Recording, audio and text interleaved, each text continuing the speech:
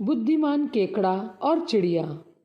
एक बार की बात है, एक घने जंगल में अलग अलग खड़े बरगद के दो विशाल वृक्ष थे।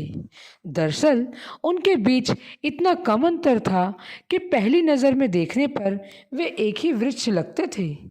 हजारों चिड़िया उस वृक्ष पर घोंसला बनाकर रहती थी और उसी पेड़ के एक गहरे कोटर में एक काला भयंकर सांप भी रहता था। जब भी चिड़िया भोजन की खोज में निकलती, वह सांप कोटर से निकलता और पेड़ पर चढ़कर उनके बच्चों को खा जाता। यह उसका रोजमर्रा का काम हो गया था। मासूम चिड़िया के बच्चे उस सांप का प्रतिरोध भला कैसे करते? शाम को जब चिड़िया अपने घोंसलों में वापस लौटती तो कोई ना कोई घोंसला जरूर खाली रहता। उसमें रहने वाले बच्चों को तो वह देखती ढूंढती मगर उन्हें नहीं पाती थी। चिड़िया बेचारी उस सांप से चाहकर भी छुटकारा नहीं पा सकती थी। एक दिन सरोवर के किनारे बैठी कुछ चिड़ियाएं अपनी इस असहाय दशा पर आंसू बहा रही थी। इतने में ही एक केकड़ा वहां आ निकला और उनसे रोने का कारण पूछा।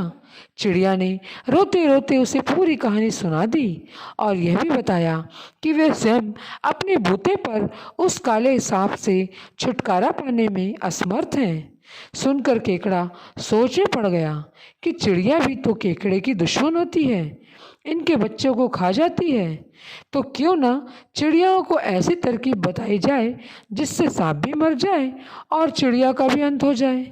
यही सोचता हुआ केकड़ा बोला, तुम रो मत, मैं तुम्हें एक उपाय बता रहा हूँ जिसकी सहायता से वह दुष्ट सांप मारा जाएगा। देखो, उस बरगद के पेड़ के पास एक बड़ा नेवला भी रहता है। तुम उस नेवला के बिल से लेकर बरगद के पेड़ के बीच के रास्ते में छोटी छोटी मछलियां बिखेर दो। नेवला एक एक कर मछलियां खाता हुआ आगे बढ़ेगा और सांप के पास जा पहुंचेगा।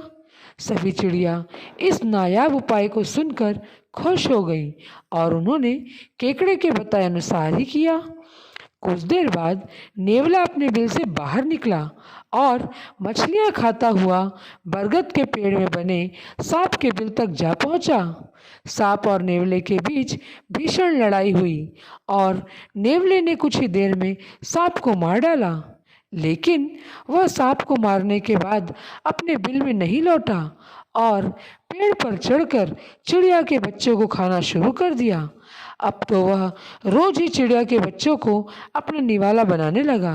खाते खाते वह बहुत मोटा और आलसी हो गया। एक दिन की बात है, वह पेड़ की डाल पर चढ़ते समय फिसल कर नीचे गिर गया और मर गया। इस प्रकार केकड़े ने चिड़िया की समस्या तो दूर करी ही, साथ ही नेवले के हाथ चिड़िया से होने वाले स्वयं के प्रति संभावित खतरे को भी टाल दिया। दोस्तों, इस कहानी से हमें यह शिक्षा मिलती है कि शत्रु की सलाह पर अमल करना हमेशा ही घातक होता है। जब भी सलाह लें, किसी जानकार से, किसी अच्छे व्यक्ति से सलाह लें। जो व्यक्ति आपका शत्रु हो, उससे कभी भी सलाह ना लें, क्योंकि उसकी सलाह हमेशा ही आपके लिए घातक सिद्ध होगी।